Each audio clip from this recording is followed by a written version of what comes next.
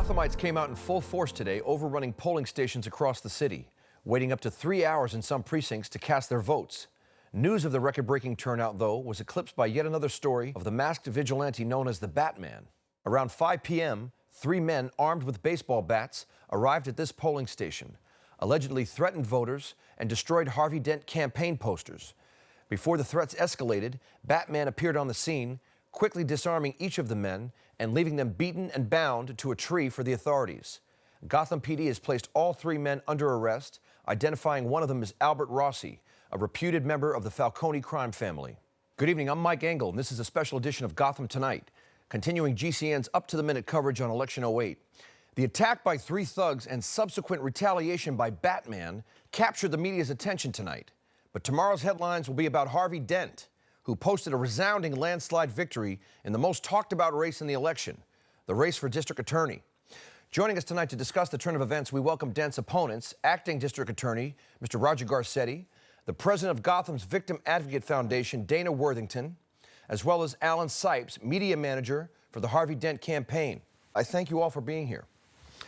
The race for district attorney was by far the most watched race in the election, but doesn't it seem pointless to elect a district attorney when a vigilante who continues to take the law into his own hands is seen by both the public and the authorities alike as their one and only protector? Well, that was the case, Mike. How do you explain the voter turnout today? You know, Batman wasn't on the ballot. Harvey Dent was. And in fact, 96% of the people that voted for him said in the exit polls that Dent has come to represent something much more than just a candidate for office. He is the face of a new era in Gotham, one that no longer requires the services of the Batman.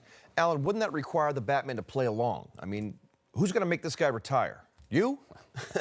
Mr. Garcetti, one of the platforms is to incarcerate the Batman. Now, do you think he's going to just lay down his arms when Harvey Dent takes over? He may not get a chance. Harvey Dent has almost the entire police department under investigation.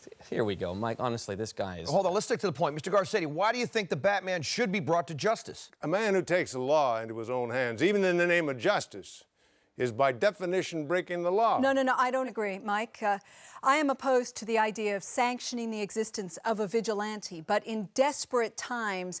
Now, how much of a choice do we have? As you know, I have been president of Gotham's Victims Advocate Foundation going on about 12 years now, and during that period, neither the police nor the DA's office have properly looked after the victims of crime, especially the ones from the lower economic class. These people have only received justice when it was convenient for the city to obtain it. I guess Ms. Worthington forgot that during my term of office, the overall crime rate has dropped significantly. Excuse me, you can only massage Let me jump in here. If you look at the numbers, let me jump in here, folks. If you look at the numbers, the incidences of violent crimes, I mean, sex crimes, robberies, assaults, even organized crime activities have declined in the last several months alone. I mean, someone's doing something right out there. Ms. Worthington? Yes, that's right, and that someone is Batman. Now, since he's appeared in Gotham, I can honestly tell you that the lives of my clients have changed tremendously. Now, no matter how scarred or hurt they may be, they are no longer afraid because they know that he is out there watching over them. I want to know whether Mr. Dent is going to hunt this man down, or is he going to let Batman continue to do the good work that he's doing? Alan Sipes, is Harvey Dent going to make it a priority to go after the Batman once he's in office? Well, I got to be honest with you, Mike. Batman is kind of irrelevant at this point. Gotham has its true protector now, and that man is Harvey Dent. This is a man who's not afraid to go after the mob, or any of the other criminals for that matter, without wearing a mask. He is bold, I'll grant him that. Why the refusal to do interviews, Alan? Why won't Harvey Dent come on the show? What is he afraid of? He's not afraid of anything, Mike. He's just busy. In fact, you know what he's doing right now? He's in his office working to put Sal Maroni on trial as promised. Now, isn't that exactly what you want from your district attorney? The only people Harvey Dent has put on trial are the police. Hardworking, innocent cops. No, Mike, nearly every cop that Harvey Dent has prosecuted has been found guilty, and each of those convictions have led to information on corruption that stems right back to the Falcone crime family, of which Sal Maroni is head, by the way. The accusation that Sal Maroni is somehow involved with the department is completely unfounded. If there was any evidence to the contrary, I would have indicted Mr. Maroni myself. But Mr. Dent isn't interested in the truth. He just wants to justify his witch hunt into the Gotham PD. A witch hunt that has persecuted the very people who every day put their lives on the line to protect the rest of us. Tell me, Mike, just how effective do you think this new era of Gotham is going to be when the face behind it has alienated the entire police force with his internal affairs investigations? What do you think happens to law and order when you go after the law? It's a valid point, Mr. Garcetti. Alan, Dent's internal affairs investigations have uncovered corruption within the department. But at what cost? He's going to need these guys pitted against the criminals, right? I mean, not himself. Mike, this is why I find myself embracing the Batman. Now, Batman has no politics. He has no agenda other than removing the criminals from the streets. If you want to put on some crazy costume and go declare war on the criminals, well, that's what you're going to get. War. Because the criminal-minded people of this town don't go quietly into the night. If you go after them with violence, they'll come right back at you with more violence. Well, you should know, Mr. Garcetti. This guy's more than a costume. Jump in, Al. I said you should know, Mr. Garcetti. Should know what, Al? Should know how the criminally minded are going to react to the net that Harvey Dent is tightening around them. It doesn't surprise me that a man like Roger Garcetti can understand how Harvey Dent has made the Gotham PD a stronger police force by rooting out the ring of corruption that threatened to bring it down. Corruption that Mr. Garcetti himself has had a hand in. What did you say? Throughout this entire election, Mike, we've endured smear campaigns and character assassinations perpetrated by Mr. Garcetti and his friends, like the ones who tried to threaten our supporters today. Right out and of never line. once did Harvey Dent stoop to his level to retaliate. But now that the election is over, we can reveal that Mr. Garcetti, former chief legal consultant to the Gotham Police Union and trustee to the Filipazzo Community Foundation, both organizations, interestingly enough, with strong ties to Sal Maroni, will be under investigation for misuse of power and acceptance of bribes, and will be prosecuted for the full extent of the law. You and your guy better be real careful. You think your white knight doesn't have any chinks in his armor? Well, you think again. Is that a threat, Mr. Garcetti? Now, you figure it out for yourselves. Now, you turn that camera off. I think we lost Mr. Garcetti. Well, like I said, Mike, judge and jury, it's a lot less complicated, making it a lot less corruptible. Well, and so is a man of the utmost integrity, intelligence, and conviction, Dana. You know, when you meet someone like that, you can't help but believe in them. And I believe in Harvey Dent. And I'm very proud to say that Gotham does too. Well, I will as well if we can get Mr. Dent to come in here and join us on the show. Any chance of that happening, Alan? Well, I'll do what I can, Mike. I want to thank all my guests, Roger Garcetti, Dana Worthington, and Alan Sipes. We will, of course, keep you updated on the pending investigation against the former district attorney. In the meantime, join us in 2 weeks as we take a closer look at exactly what Harvey Dent is up against in his war on crime.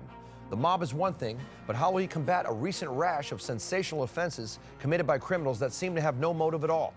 And next week, check out our profile on Gotham's most eligible and untamed bachelor, Bruce Wayne, as we try to determine who the real man is behind the one in the headlines. We thank you for watching.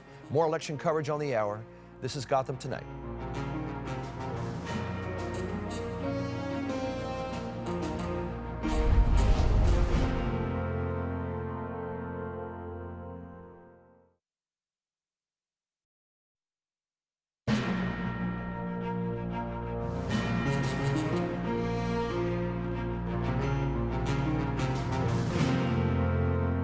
There are movie stars, there are rock stars, and there are sports stars.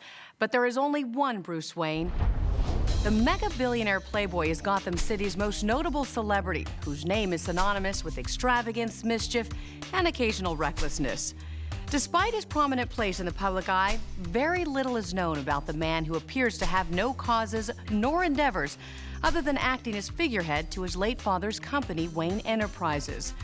But it's in this position that Wayne has great influence over the entire city.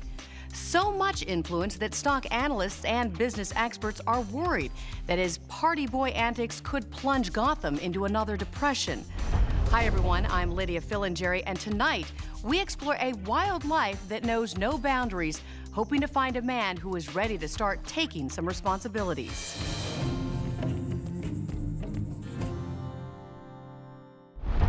So he comes to my restaurant, and he's got 6 very pretty ladies with him.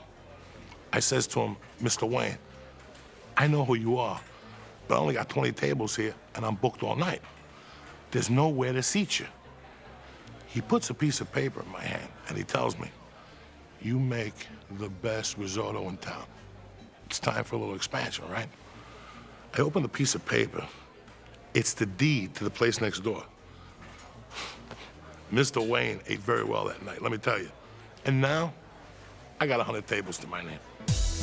This is just one of many similar stories about the billionaire who will stop at nothing to get the best seat in the house, the fastest car on the street, and the hottest gals in town. Bruce Wayne lives life like it's a Monopoly board and he's playing all by himself. But it hasn't always been fun and games for the eternal playboy. A moment of unexpected tragedy ruptured his storybook life and set him off on a course that he never thought he would travel. That event was the tragic and violent loss of his parents as a young boy. Born to Thomas and Martha Wayne, young Bruce was born into a life of wealth and extravagance. It was Judge Solomon Wayne who commissioned architect Cyrus Pinckney in 1851 to construct Gotham's financial district. In the center of this district, a merchant house was opened under the name of Wayne Corp. Providing merchants with a variety of goods, the family business became a staple in the flourishing city, generating an endless stream of revenue. Despite the vast family fortune, though, his parents continued to work. His father operated the largest free clinic in the city and used Wayne Enterprises to launch public works projects, like the construction of the city's monorail system, while his mother became a community activist leader and part-time teacher in some of the city's most dangerous areas. They were Gotham City's patron saints, for sure. The Waynes were not only two of my best friends, but they did so much for charity. And if I could nominate them for sainthood, I would. Their philanthropy inspired others into action, but just before they could completely help those affected by the ongoing depression, the unspeakable happened. Thomas and Martha Wayne were gunned down outside the Gotham Opera House in front of their 10-year-old son. As the last remaining member of the Wayne family, Bruce became the sole heir of the family's fortune, as well as the head of Wayne Enterprises. Custody of the boy was granted to the family's butler, Alfred Pennyworth, who tried tirelessly to calm his young master as he began to act out in response to his parents' demise. When his parents' murderer cut a deal to testify against a Gotham City mob boss and was subsequently assassinated by an alleged mob hitman, Bruce Wayne disappeared without a trace for the better part of 7 years. Various reports had him yachting around the Pacific, while others cited him living in Brazil, owning and operating a local modeling agency. But without any contact or proof of life from the billionaire, reports of his whereabouts dwindled, culminating in the declaration of his death by his trusted guardian, Alfred Pennyworth. In his absence, Wayne Enterprises came under the control of William Earl, who initiated the flotation of the company. In the process of going public, though, Gotham got a big surprise when Bruce Wayne resurrected himself from the dead, just in time to purchase enough stock to become the majority shareholder in the company. Regaining his authority, Wayne secured himself a position as CEO while entrusting all the work and responsibility to Lucius Fox, which many consider the smartest move Wayne ever made. Bruce's return to Gotham seemed permanent as he took up residence in his family's ancestral home, Wayne Manor. However, any thoughts of a newfound maturity quickly subsided with the news of a drunken episode that resulted in the burning down of the palatial estate during a birthday bash.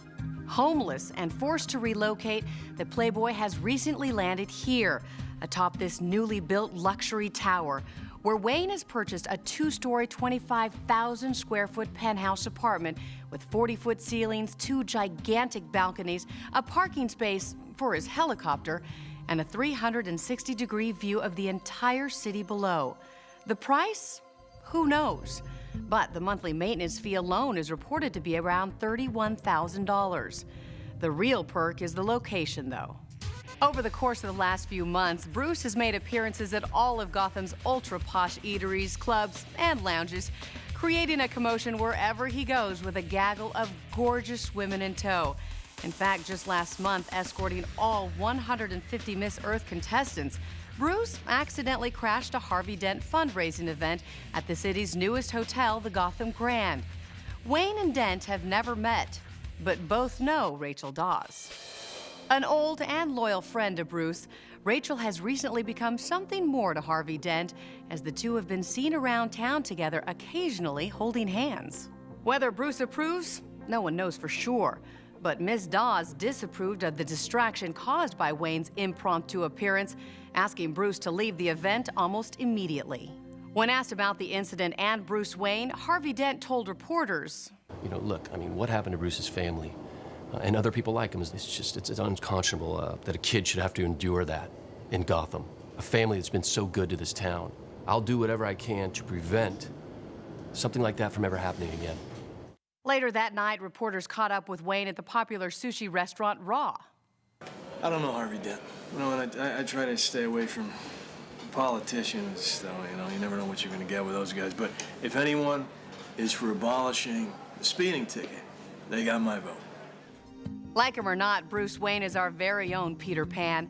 Armed with a limitless trust fund that acts as his sword, his adventures do make for great headlines in the tabloids. But unlike the mythic boy who never has to grow up, Wayne has real responsibilities that affect us all.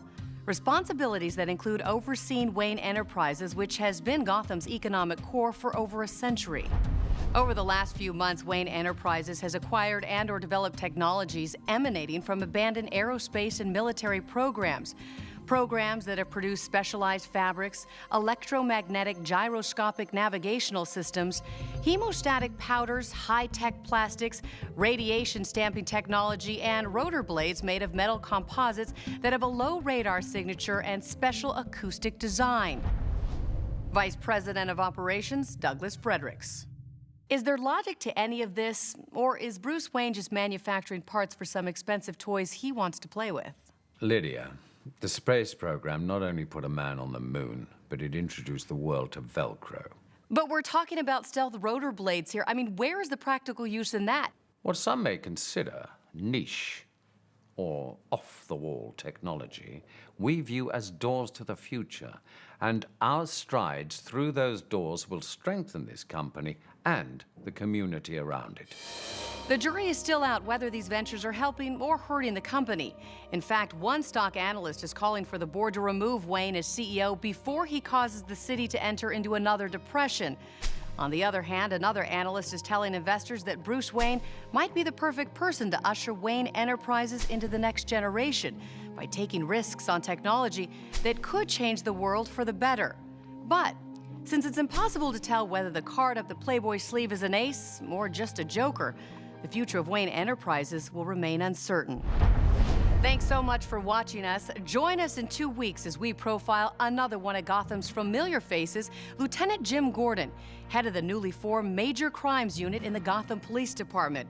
And don't miss next week's show when Mike Engel takes us through Gotham City's underworld in an attempt to expose the bizarre criminal elements that pose a threat to us all.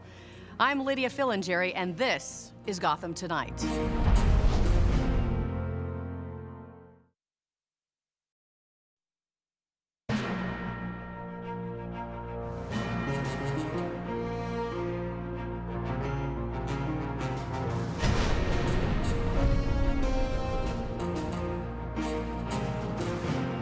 Crime. It is as common to a modern-day society as air and water. And as long as there is a group of people who live in want, there will always be individuals willing to do anything they can, rob, cheat, or kill, to satisfy their needs. But in Gotham, crime has started to emanate from a different place. Over the last few weeks, there's been a rise in crimes without motive that are so demented, none of us can understand why they were committed. I'm Mike Engel, and tonight we delve into the city's underground to get a status report on just how bad it is on our streets. Now, we do this not to frighten you. We do this only to inform you of a growing problem that threatens our city.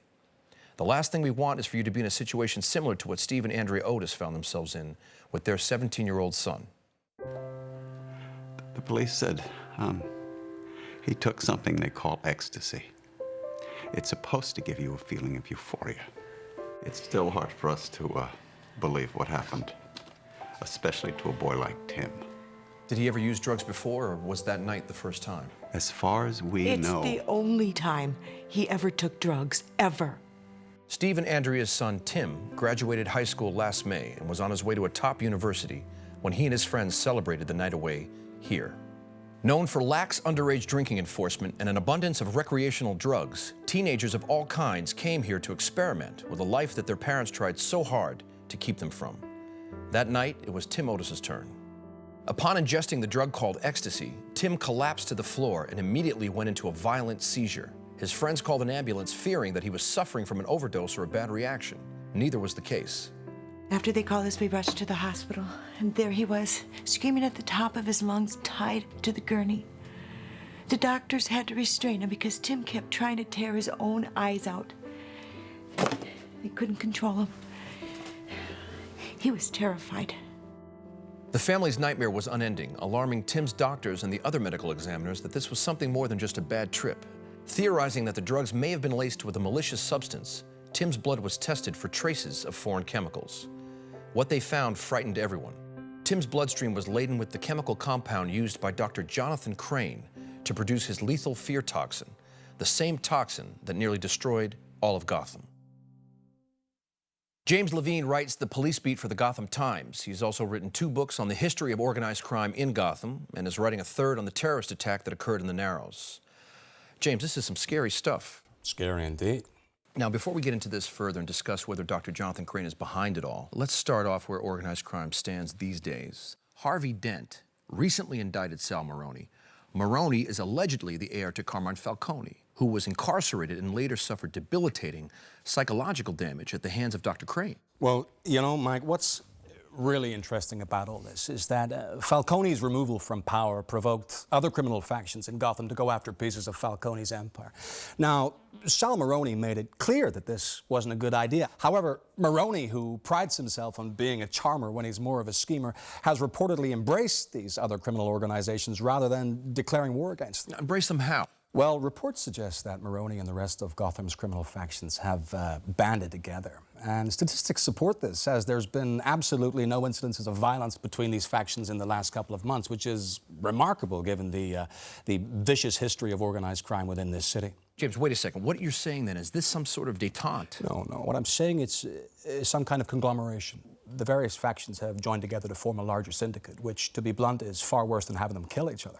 Now what you have is a mob on steroids, with their hands in every pot and their fists in every face. Essentially, it's an impenetrable force of highly organized crime, impenetrable even to Batman. Okay, hold on. Let me stop you right there. This is what gets me mad, okay? Now, to me, the biggest problem facing Gotham right now is the fact that the public is embracing a vigilante as their protector. You mean the Batman? Yes, the Batman. I mean, a man who refuses to reveal his identity, a man who isn't even voted upon by the public, a man we don't even know if he's human, James.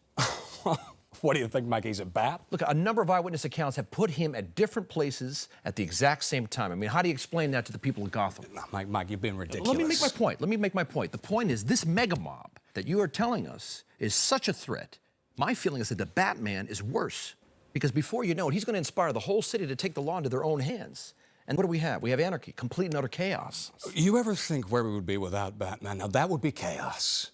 Our government has broken its social contract with its citizens, Mike, one that promised justice, order, and security. When that contract is violated, someone needs to rise up and repair it. Batman has. Now, what about Harvey Dent, James? Can't he do that for the city of Gotham? Harvey Dent will play a big part in this, but he can't do it alone. This city is facing some major threats. What happened to the Otis kid? Tip of the iceberg.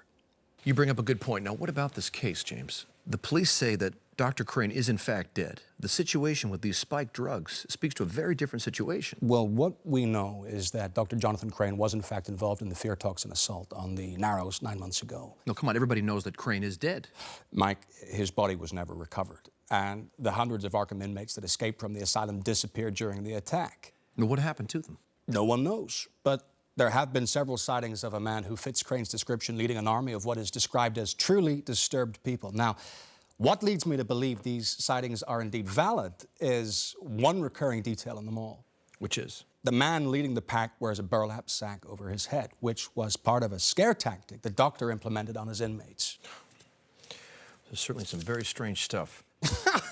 A man with 6 fingers is strange, Mike. This is alarming. My only hope is it doesn't get any worse, but when you hear stories like the one about the large shipment of ammonium nitrate that was stolen off the docks last week by a perpetrator who was crazy enough to smile into the surveillance camera, I start to think it's time to move to another city. You have any idea what a lunatic can do with that much ammonium nitrate, Mike? Well, build a bomb, potentially. No, build a big bomb. Let me ask you this in our remaining 30 seconds, James. There is, to me, no doubt here that there's a growing trend of deranged crimes that are being perpetrated by equally deranged individuals for motives that are unknown to us all. Meanwhile, we have a man that's dressed up like a bat who is literally waging war on the city streets. I mean, you don't think one has to do with the other. I mean, that is to say, Batman, whether he's a hero or a nutcase, is encouraging and actually inspiring other nutcases to do what? Either stop him or top him. Well, I haven't thought about it like that. Potentially, yes. Well, that's why the Batman's got to be stopped. I mean, he's got to be brought to justice to stop the escalation. James, we thank you for being with us today. And thank you for watching. Please join me in 2 weeks for an interview with the head of the Falcone crime family, Sal Maroney, who claims Commissioner Loeb and the Gotham PD should be the real defendants in Harvey Dent's case against him. And next week, tune into Lydia Filingeri's profile on the rising star within Gotham's police department, Lieutenant Jim Gordon. Will Lieutenant Gordon be the man who will turn this city around? Or does Gordon's rumored association to the Batman cast a shadow of doubt on him that Harvey Dent should be concerned about? I'm Mike Engel. Good evening. This is Gotham Tonight.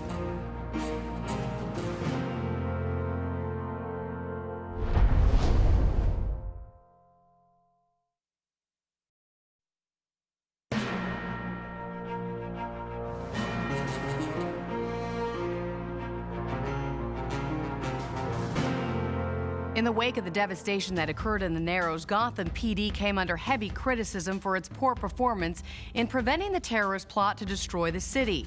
Subsequently, a series of internal affair investigations headed up by Harvey Dent, now District Attorney Harvey Dent, revealed a pervasive level of corruption throughout the department. In desperate need of a facelift, Police Commissioner Loeb lobbied City Hall to create an elite investigative unit solely dedicated to solving the major crimes plaguing Gotham City. The request was granted on the condition that the unit was to be led by an officer with an exemplary history of duty and the proven ability to get the results. That man is Lieutenant Jim Gordon. Good evening, everyone. I'm Lydia Filingeri, and tonight we profile Gotham's top cop, examining his rise to power and his current command over the elite major crimes unit. Does Gordon really have what it takes to protect this city? Or will his rumored relationship with the masked vigilante known as the Batman demand the new district attorney to investigate the last honest cop on the force?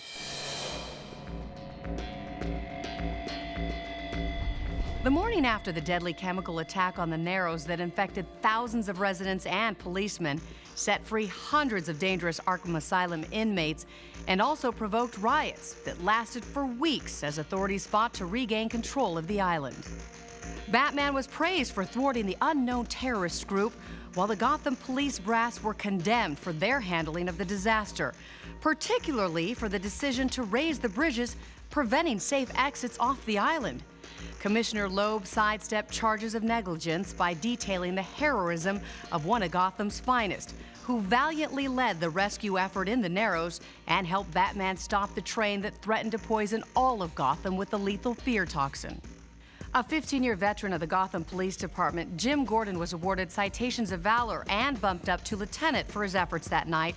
Gotham embraced the husband and father of two as one of their own, and Gordon's family understands why. If he didn't feel he could keep us safe, if he didn't feel he could help the city and keep himself safe, he would resign. That's the kind of man he is. He wouldn't try to do a job he didn't think he was up to do. The city needs him, and he knows it. Gordon's clean record and unbreakable determination make him widely considered as the modern-day Elliot Ness, generating for the first time in a long time good press for a police force desperately in need of it. The good press quickly went south, though, when then Assistant District Attorney Harvey Dent spearheaded multiple internal affairs investigations into Gotham PD. Among the several indicted and later convicted was Gordon's former partner, Detective Flass, provoking outrage among the department. I don't condone the actions of the officers who were convicted. But if I showed you how much the city allows me to pay them, you might understand why somebody may slip from time to time. But rather than acknowledge that problem, though, Dent likes to make waves by saying that the whole institution is corrupt. Well, I doubt he'll have any complaints about my decision to give Jim Gordon MCU. He's the perfect man for the job. Now, if you don't mind, I got a meeting to run to. Excuse me. Anointing Gordon as the head of Major Crimes Unit restored credibility to the department. City leaders brandished the new division the incorruptible arm of law enforcement. The recent months have challenged that notion, though, as Gordon and MCU have yet to solve any cases while conducting some curious investigations. Although Harvey Dent is not exploring the matter at this time, a leak from his camp stated that many within MCU have been considered persons of interest. Are those persons of interest detectives handpicked by Gordon, or Gordon himself, who may or may not be working in conjunction with the Batman? Seen numerous times in the sky above Gotham, look close enough and one can make out the symbol of a bat. The source of the light emanates from the rooftop of Major Crimes, which some believe acts as Gordon's personal beacon to the masked vigilante. Gordon has a different explanation, though.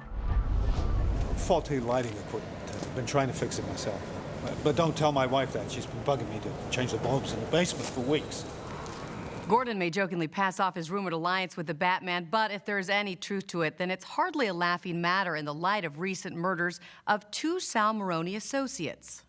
Last Wednesday morning, 2 teachers and a group of second graders discovered the dead bodies of Romeo Camera and Steve Rizzolio, bound, gagged, and tied to opposite ends of a seesaw.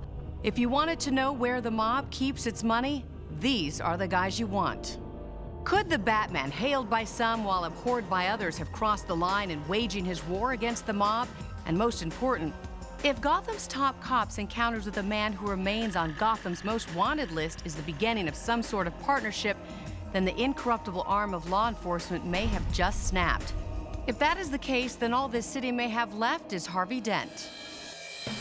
Thanks for watching. Join us again in 2 weeks for the first televised interview with the newly elected District Attorney Harvey Dent, who will answer Mike Engel's questions and yours about how he plans to make the streets safer for all of us. Up next week, though, tune in to what will likely be an explosive debate between the head of the Falcone crime family, Sal Maroni, and commander of the Gotham Police Department, Commissioner Loeb.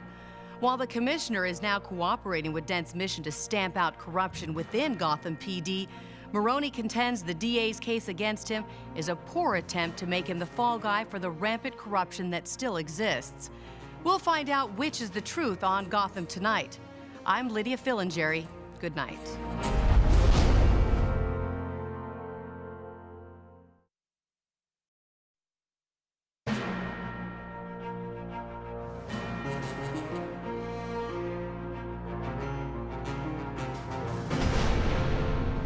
Harvey Dent has wasted no time implementing his agenda since taking office, kicking off with the trial against Sal Maroni.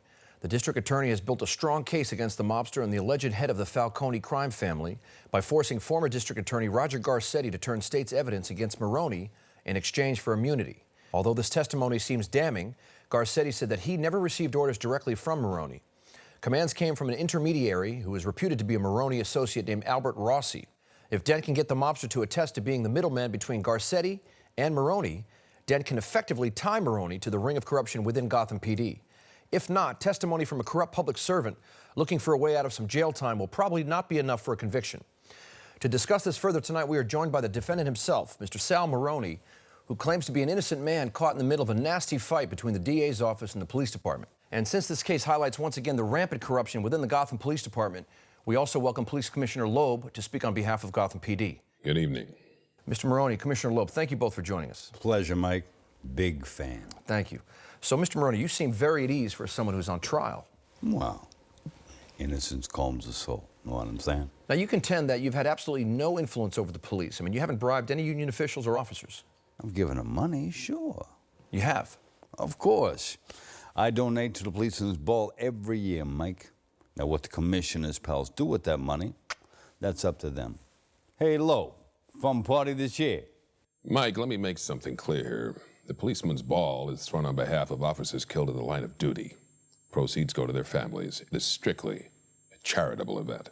You see, Mike, I'm just a charitable guy.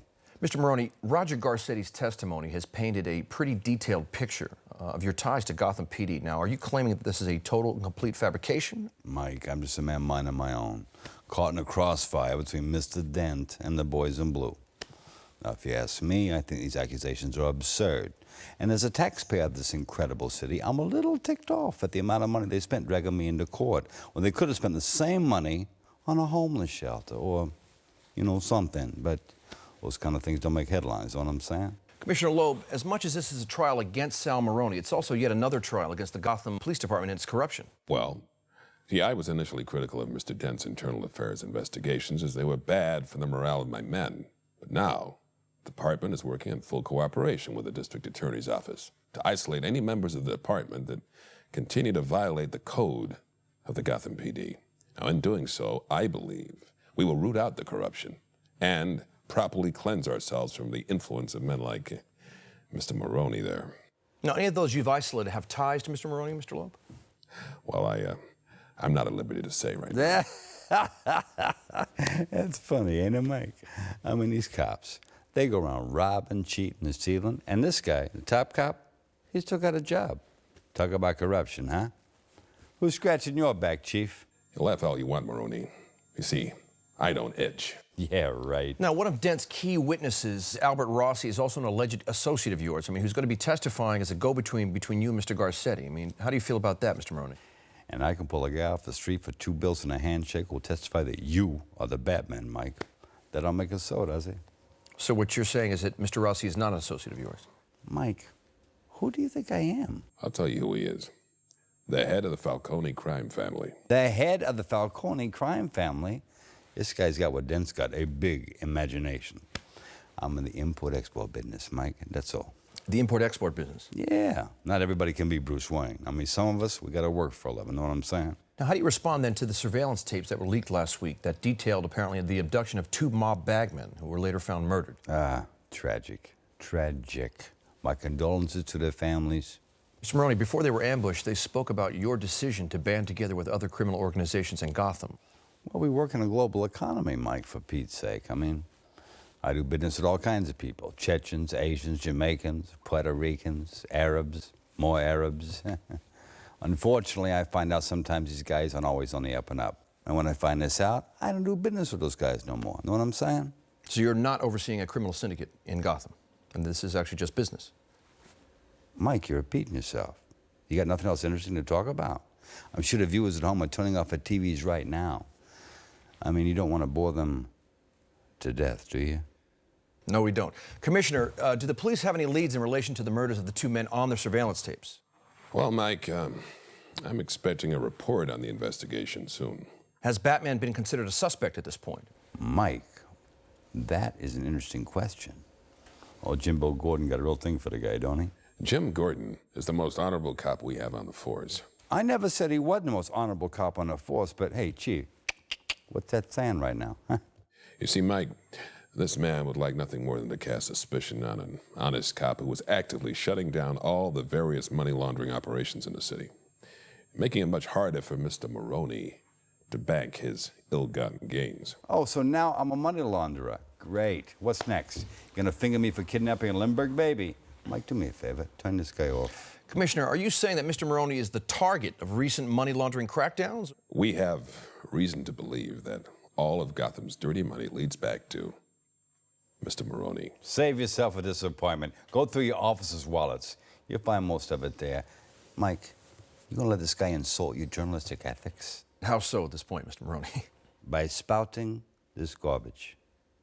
I'm simply, on behalf of Gotham City News, presenting both sides of the argument. That's what the segment's about. This is not an argument, Mike. This is a persecution. No, I don't think so, actually. No, you don't think, Mike. You know what? I'm gonna help you. I'm gonna think for you. Oh, yeah? Here's what's going on. Pretty boy Dent and Baldy over here, Baldy? they're trying to set me up like some kind of patsy. Well, guess what? I ain't no patsy. What I am is late. I got a date. We gotta wrap this up, okay? Before it sounds more and more like dead air. Well, we're about out of time anyway. Good. Say goodnight. Commissioner Loeb, thank you for joining us. Thanks for having me on, Mike, and I just want to say we'll have our day in court. You enjoy yourself there when you get there, Mr. Maroney. Mr. Maroney, we thank you as well for joining My us. pleasure. Today's How do I show. get this thing off me? Can somebody get this off And me? thank you for joining us. Please join us next week when the first televised interview with newly elected District Attorney Harvey Dent, who will both answer your questions and mine about his plans to make the streets safer. In the meantime, take care and have a good night. Thank you for joining us. This is Gotham Tonight, and I'm Mike Engel.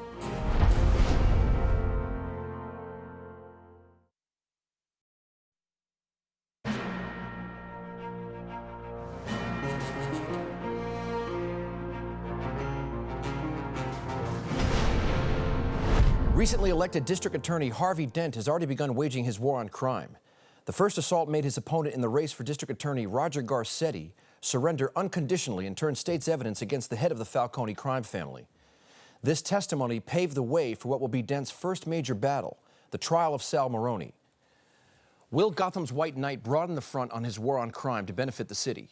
Or will he only dedicate himself to conflicts that make for good headlines? Good evening, I'm Mike Engel, and this is Gotham Tonight. We're joined tonight by District Attorney Harvey Dent, who has graciously taken time out of his busy schedule to not only answer my questions, but yours as well. So let's start, shall we? Why don't we start with the question that you posed in your opening, Mike? Am I an advocate for Gotham or just a publicity hound?